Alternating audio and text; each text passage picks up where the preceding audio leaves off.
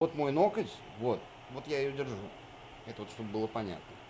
Сейчас Евгений Носов к этой ситуации относится с юмором, Можно хотя и пару дней назад он оказался на операционном столе. В горле застряла почти 2-сантиметровая рыбья кость. Говорит, даже не заметил, как проглотил. То ли с большого голода, то ли с большой жажды, то есть начали интенсивно есть, и вместе салат уха, салат, и она как-то так хоп, и незаметно пролетела. Ощущение было такое, как будто большой глоток, когда делаешь, немножко продрало, и вроде успокоилась. До конца того вечера кость не создавала неприятных ощущений, и Евгений решил поехать в больницу утром. Он даже представить не мог, насколько серьезной окажется проблема. Ощущения начались утром, то есть когда я позавтракал, она, видимо, у меня сдвинулась там, и вот стало больно. То есть прям, реально больно, сильно больно. Мы здесь видим на компьютерной томографии рыбья кость, она довольно относительно крупных размеров.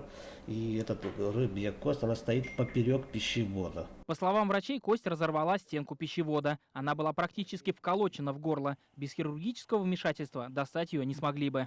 Если пациент вовремя не обращается, это развивается очень жизнеугрожающее состояние, от которого пациенты могут и умереть.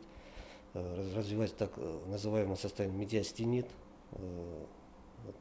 который приводит чаще случаев к летальным исходам. Медиастенит – это воспалительный процесс, который мгновенно вызывает нагноение и серьезные осложнения. Врачи рекомендуют ни в коем случае не пытаться достать кость самим. Если она попала в пищевод, то ни в коем случае не запивать водой огромным количеством, не стараться от хлебную корочку, которая в народе принято, сразу идти к врачу. Извлеченная кость – это первый хирургический трофей у Евгения Носова. Надеется, что останется единственным. Что планируете дальше с этой косточкой делать? Какой-то сувенир?